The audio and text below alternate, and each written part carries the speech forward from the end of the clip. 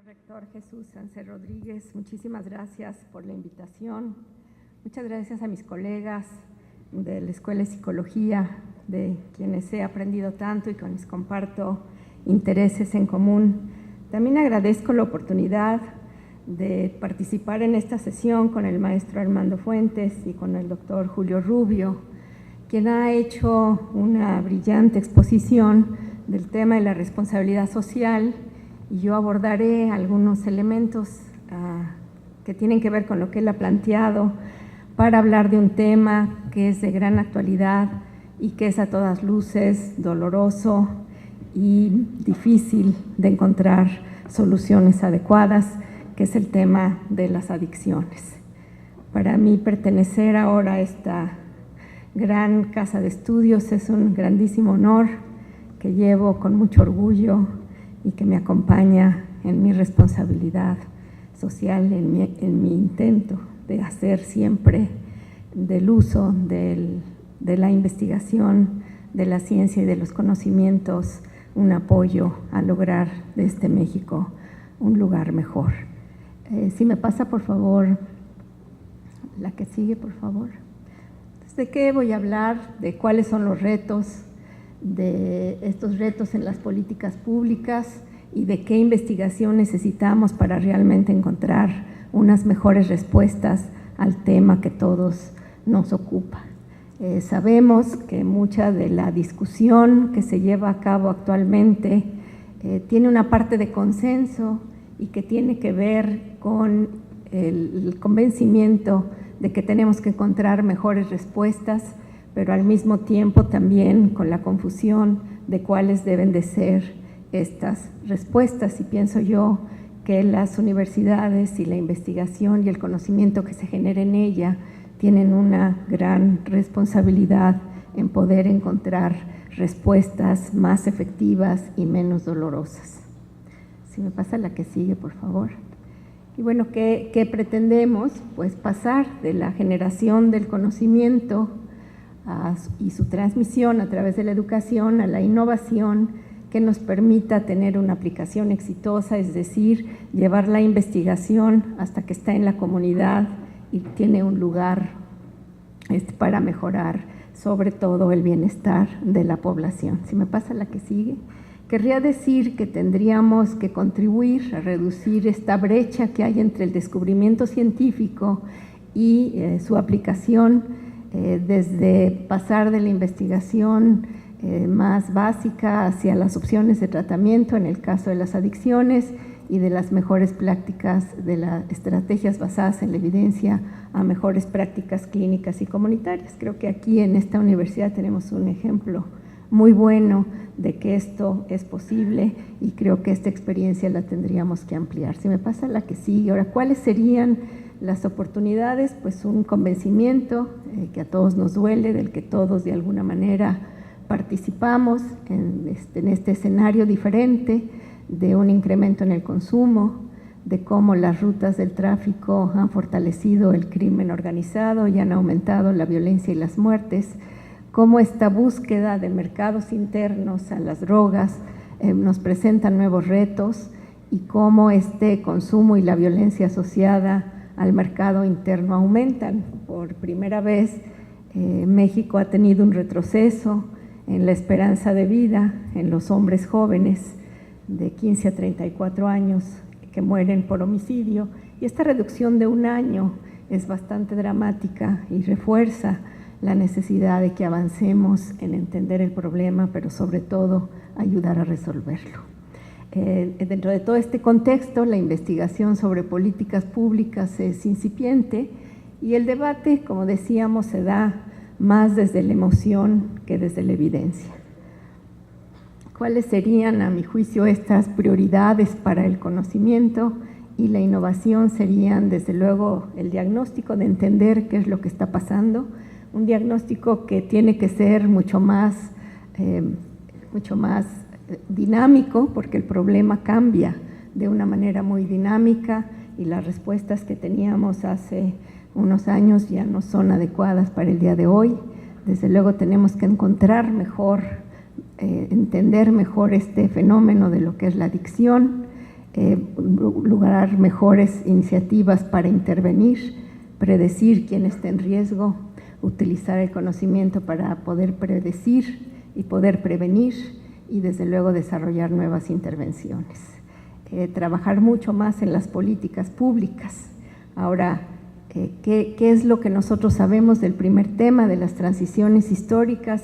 Pues quizá el concepto más importante es que el fenómeno tiene subidas y bajadas, que durante estos periodos de crecimiento y disminución cambia la actitud de la población, cambia el consumo y sus consecuencias y cambia también la percepción que tiene la población sobre si las políticas deben ser más liberales o menos liberales, y que en todo este contexto nosotros tendríamos que entender bien esta historia para poder encontrar soluciones más adecuadas. Si me pasa la que sigue, les pongo un ejemplo de cómo los mercados externos son los que determinan muchas veces los problemas internos, y cómo México, gran transición que pasó de ser un país de tránsito, un país de consumo, tuvo que ver con muchos factores internacionales en los que México participó poco. Se juntó por una parte que se termina o se abate tránsito de la cocaína de la región andina a Estados Unidos y también Europa a partir del Caribe, y en la medida en que la ruta del Caribe se va terminando, pues las drogas encuentran su camino por el camino de Centroamérica y México. Coincide con que Colombia tiene que sacar droga por situaciones internas, Estados Unidos baja sus niveles de consumo y aumenta la vigilancia de la frontera, y México entonces se convierte en un gran país consumidor. Cuando nosotros vemos estos fenómenos, nos preguntamos si podemos evaluar la política a partir de cuánta droga se está consumiendo en el país, cuando en realidad participan muchos factores externos, y la respuesta es: no es el único mecanismo, y tendríamos que encontrar indicadores más complejos para evaluar las políticas. Porque muchas veces se dice si el problema está aumentando, la política interna no funcionó. Bueno, también vemos que la política interna hizo que entrara menos droga por México, y esto afectó muchísimo a los países de Centroamérica con menos capacidad para enfrentar el tema. Entonces, pienso que no debemos de quedarnos en indicadores tan sencillos. Tendríamos entonces desde la universidad encontrar estos indicadores más apropiados. Si me pasa la que sigue. El otro gran problema tiene que ver con el tema de la cannabis, en donde tenemos las dos opiniones. Por una parte se dice que ocasiona mucha mortalidad, por otra parte la evidencia no lo sustenta. Entonces, ¿qué es cuando se hizo esta evaluación última que salió publicada en diciembre del año pasado de la carga global de enfermedad? Cuando se hizo la evaluación de si realmente la marihuana estaba asociada con no la mortalidad, la conclusión fue de que no teníamos evidencia suficiente, pero particularmente por el bajo número de estudios realizados. Hay evidencia de que podría estar asociada con accidentes de vehículos de motor por su capacidad de modificar la percepción de tiempo y distancia, con cánceres respiratorios y del cerebro, y aún poco clara una contribución con los suicidios, básicamente porque la investigación que tenemos ahora no puede separar otros factores de riesgo. Sin embargo, el que nosotros no tengamos esa evidencia no necesariamente nos indica que es una droga inocua. Si nosotros comparamos los días vividos sin salud, que es en lo que contribuye la cannabis, por ejemplo, con la cocaína, que tiene un impacto muy fuerte o mucho más fuerte en las muertes, vemos que la carga que está derivada de la marihuana es mayor por el mucho mayor número de usuarios que está tomando. Entonces, cuando se toman decisiones, tendríamos que estar pensando en todas las dimensiones que este problema conlleva. Creo que es tan malo exagerar para un lado como para el otro, pero necesitamos la evidencia para la toma de decisiones. Si me pasa la que sigue. Y este es de este mismo estudio. Aquí tenemos la mortalidad, estos son los hombres, asociada con drogas. Este es el factor de riesgo. Miren cómo está en relación con el alcohol, y si nosotros comparamos el gasto que se deriva para atender los problemas de alcohol y el de drogas, pues no hay comparación. Sin embargo, tenemos este problema mucho más grande, se asocia con 63 enfermedades y es solito en sí mismo responsable del 20% de la carga global de enfermedad, de tal manera que tendríamos que estar pensando qué pasa con el alcohol, especialmente con nuestros jóvenes. Si me pasa la que sigue. Ahora, ¿qué conocimiento necesitaríamos entonces para enfrentar este problema? Pues en sí necesitamos una investigación multidisciplinaria con el conocimiento integrado de las diferentes disciplinas. ¿Qué podemos derivar de la investigación en neurociencias? Pues podemos trabajar en modelos basados basados en la evidencia. Y desde luego pues tenemos muchos elementos, les voy a dar 3 ejemplos, si me pasa la que sigue. De las lecciones de las neurociencias hemos aprendido que las adicciones sí son una enfermedad del cerebro, sí es la persona pierde la libertad de tomar decisiones, de tal manera que nos preguntamos si la cárcel es la respuesta para tratar una enfermedad. También sabemos que no todos se enferman y que hay una combinación de factores genéticos y ambientales y por lo tanto tendríamos que tomar en cuenta estas variaciones para las políticas. Y finalmente, que la adolescencia es una edad muy vulnerable por el proceso de desarrollo del cerebro, de tal manera que estamos obligados a desarrollar políticas para proteger a los adolescentes. Si me pasa la que sigue, ¿qué es lo que nos dice? Que las drogas empiezan siendo el uso una actividad voluntaria, pero justamente por las áreas que afecta, se pierde la capacidad para tomar decisiones. Si me pasa la que sigue, al principio se empieza a consumir por factores del medio ambiente y de la personalidad y en medida que va avanzando el consumo se va tomando mucho más o se va usando las drogas por sus efectos farmacológicos y en un promedio del 10% de las personas que la consumen desarrollan dependencia. Una variedad muy grande sería alrededor del 30% para la nicotina y del 9% para la marihuana, por ejemplo. Si me pasa la que sigue. Pero también sabemos que el cerebro se recupera, que después de un periodo de abstinencia, el cerebro es capaz de recuperar las áreas que dejan de funcionar, de tal manera que el tratamiento sí es también una opción para la política pública. También decíamos que no todos los individuos están en el mismo riesgo de iniciar. Por ejemplo, sabemos que no todos los cerebros son sensibles a los efectos o tienen la misma apetencia por las drogas. También sabemos que hay diferencias entre hombres y mujeres y de acuerdo con la presencia de otras enfermedades, que más o menos el 50% de la dependencia a drogas tiene una predisposición genética y que las vicisitudes de la infancia son especialmente importantes, sobre todo el que más impacta el es haber sido testigo o víctima de violencia, incrementando el riesgo entonces de una adicción. Si me pasa la que sigue. Y finalmente, que el cerebro es un cerebro que está en desarrollo, que justamente se desarrolla primero la etapa de las emociones y más tardíamente, después de los 20 años, aquellas áreas del cerebro que nos permiten tomar decisiones. Es también un momento en donde el cerebro está deshaciendo de lo que no necesita y preparándose para el mundo adulto, de tal manera que lo que tenemos evidencia, por ejemplo, en el caso de la marihuana, que el deterioro cognitivo de los usuarios crónicos se recupera, esto no es tan evidente en los adolescentes. No sabemos si esto se debe a que el cerebro entonces se modifica o que ya venían otros factores de riesgo que hace a los chicos con esos riesgos usar marihuana. Pero hoy por hoy no podemos decir que este consumo en la adolescencia pueda permitirse, pero tampoco el de alcohol y tabaco. Estas implicaciones de los modelos biológicos pues nos indican claramente que no es una conducta voluntaria y preguntarnos cuál debe ser entonces la respuesta. Si me pasa la que sigue. También el otro factor importante es esta carga genética, en donde también tendríamos que ver cómo esta predisposición va a hacer que la persona que esté expuesta desarrolle la enfermedad. También tenemos mucha evidencia de esta exposición de ser víctimas de violencia en la infancia, por lo tal tendríamos que estar encontrando esos mecanismos de protección a nuestros niños entre ellos el ser testigos de la violencia también tiene un factor importante.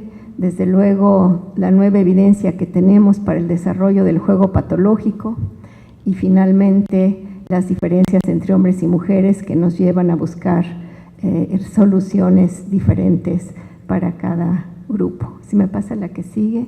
También tenemos estos riesgos sociales, ya se mencionaba en las conferencias de esta mañana, cómo los jóvenes tienen más educación pero menos oportunidad de trabajo, más herramientas para vivir independientemente, pero menos oportunidad para poner en práctica sus habilidades. En fin, están pasando también por un momento muy difícil en donde los riesgos sociales se incrementan. Si me pasa la que sigue. Y desde luego, en el aspecto mucho más macro, tenemos estos elementos que amenazan la cohesión social y que tienen que ver con muchos de los retos que tenemos actualmente y que de alguna manera nos explican por qué ciertas comunidades se vuelven mucho más problemáticas, ciertos grupos sociales más problemáticos y cómo deberíamos nosotros estar pensando en entender estos fenómenos para poder dar unas soluciones integrales. Desde luego este es un tema que necesitamos mucha más investigación, la relación entre droga, delito y violencia y cómo esas interacciones son los que determinan que tengamos índices más altos de homicidios, suicidios y cómo estos mecanismos de desarticulación de conflictos, entenderlos y llevarlos a la práctica nos podría ayudar a tener unas respuestas más adecuadas. Si me pasa la que sigue, un ejemplo nada más de esto, tenemos aquí una comparación entre los no consumidores, los consumidores de marihuana, que solo consumen marihuana, y los que usan marihuana y otras drogas, o nada más otras drogas, y lo que vemos es que es una situación de crecimiento. Estos son los que menos problemas tienen, siguen los que solo usan marihuana y luego tenemos este grupo. Lo que no sabemos hoy por hoy es si esto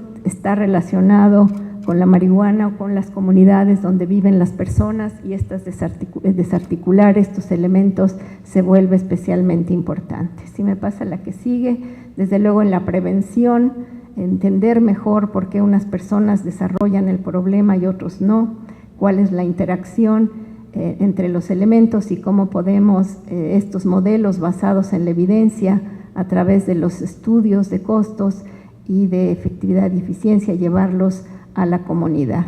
Hoy por hoy sabemos que tenemos muchos modelos que no funcionan y que están siendo aplicados en las comunidades.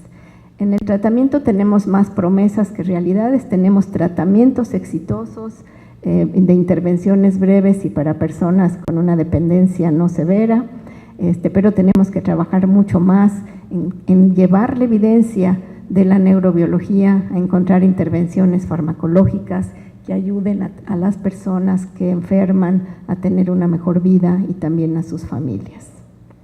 Si me pasa la que sigue. Ahora, ¿cómo podemos hacer llegar la evidencia a la comunidad?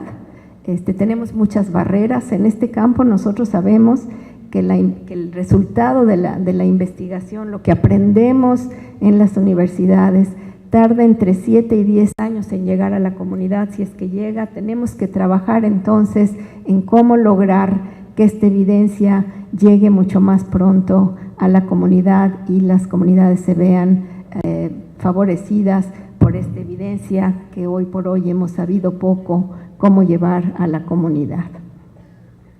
Si me pasa la que sigue, el Instituto de Medicina de Estados Unidos nos recomienda que para cerrar esa brecha tendríamos que estar haciendo la investigación con la participación de los centros de tratamiento, como colaboradores y como corresponsables de las comunidades mismas en donde se va a aplicar el conocimiento.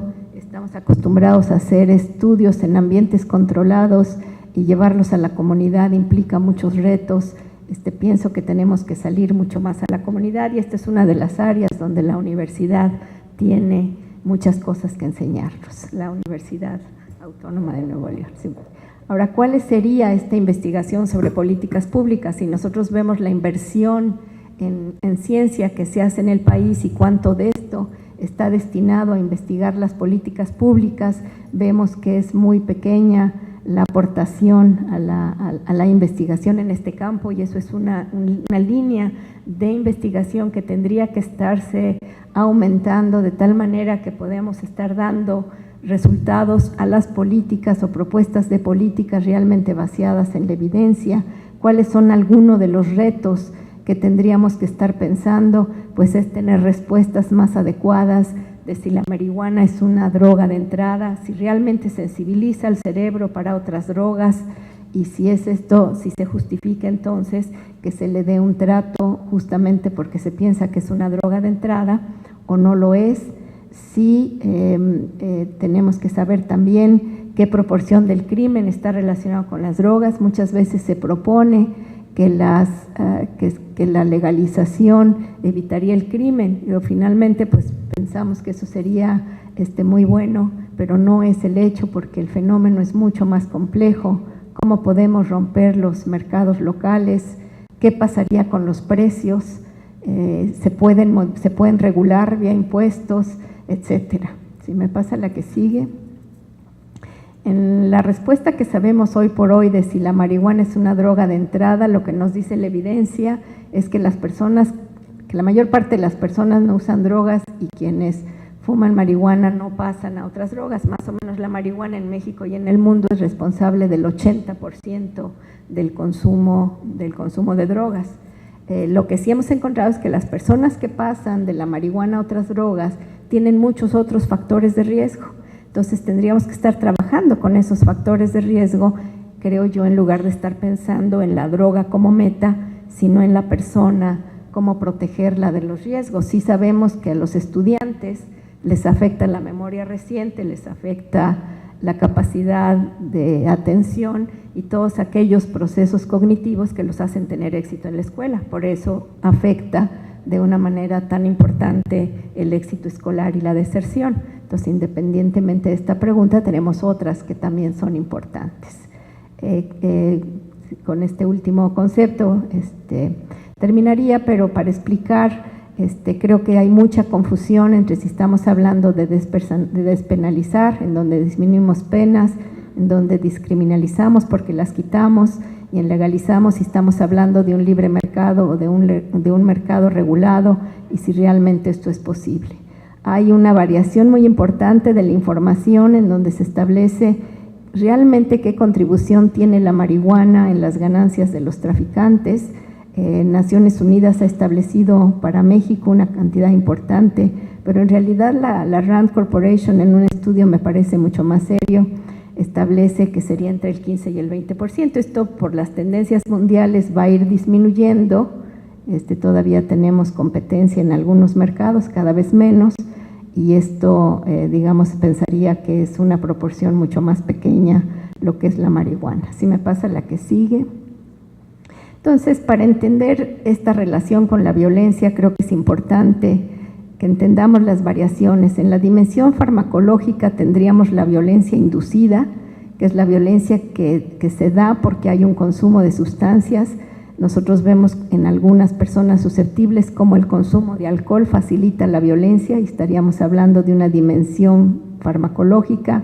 Los estimulantes tienden a tener más propensión hacia la conducta violenta, o sea, el consumo de estas sustancias, pero tenemos también esta otra violencia, que es la que se da para obtener dinero para comprar drogas, la sistémica, que tendría que ver con los factores de producción, tráfico y distribución, que es independiente de esta, de tal manera que el consumo no podría pensarse que tenga una influencia directa aquí. Tiene un brazo que la liga, pero tienen orígenes diferentes y respuestas diferentes, y desde luego la violencia estructural, que tiene que ver con el crimen organizado y esta penetración en la sociedad. Si me pasa la que sigue.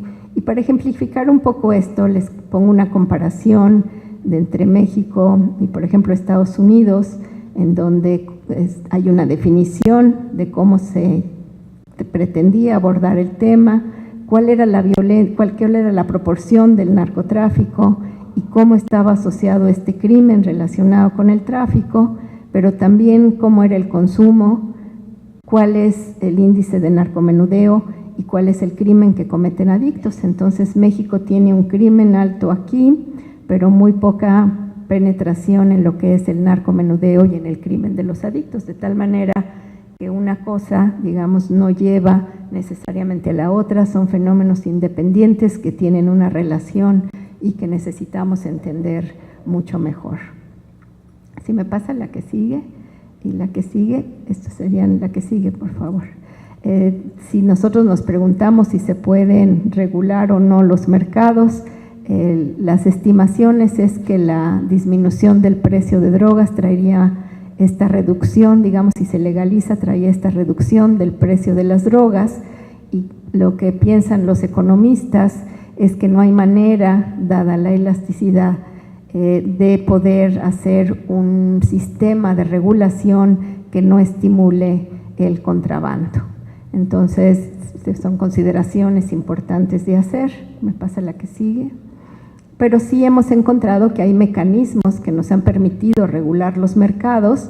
Este es el consumo, por ejemplo, de drogas narcóticas sin prescripción médica, antes y después de los mecanismos de control de la venta, por ejemplo, en farmacias, y vemos cómo el consumo fuera de prescripción cayó de una manera considerable. Entonces, hay mecanismos intermedios que podríamos estar evaluando para encontrar soluciones también para el problema. Si me pasa la que sigue, y les pongo este otro ejemplo. Este es la relación entre mercados de drogas y el abuso. Esta es la disponibilidad para usos médicos.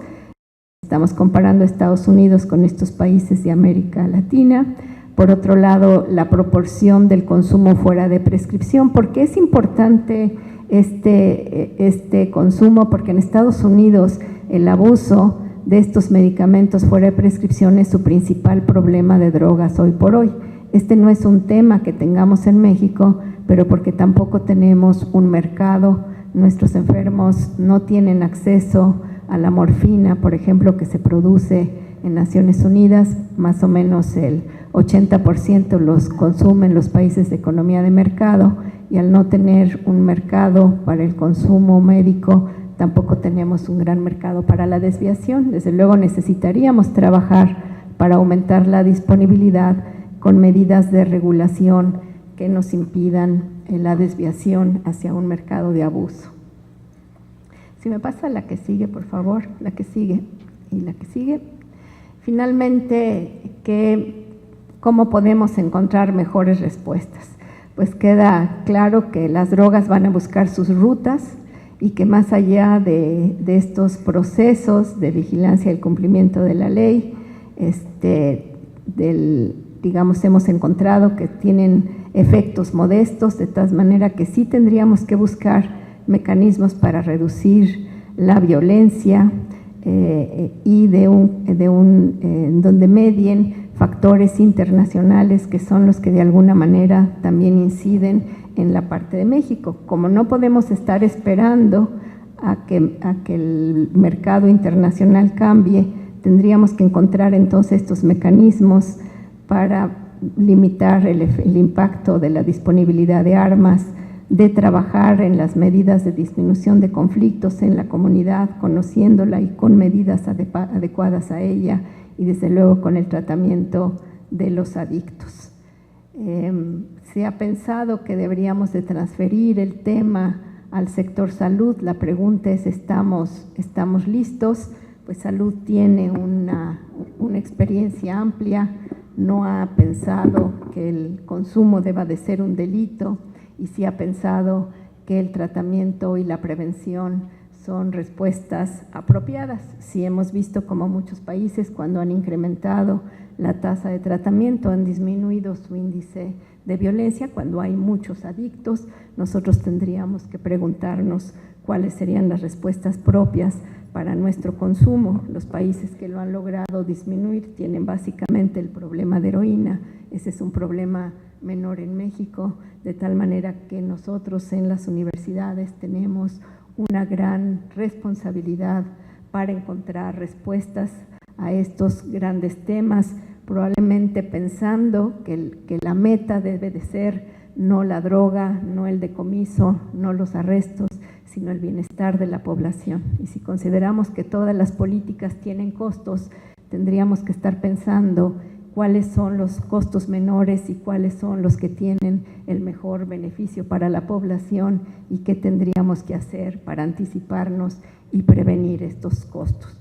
Finalmente, si pensamos, me la deja ya ahí, por favor, si pensamos que que el bienestar de la población es el adecuado, probablemente tendríamos que adoptar esta concepción que propone Naciones Unidas de buscar la seguridad, no la seguridad pública, sino la seguridad social, es decir, cómo podemos hacer con los programas de investigación, de educación, de formación de personas y de llevar el conocimiento a la comunidad, comunidades libres que tengan también la libertad para poder hacer uso de sus potencialidades y de proponerles mejores soluciones a sus problemas cotidianos.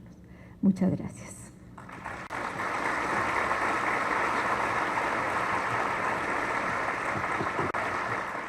Universidad Autónoma de Nuevo León, 80 años, dejando huella.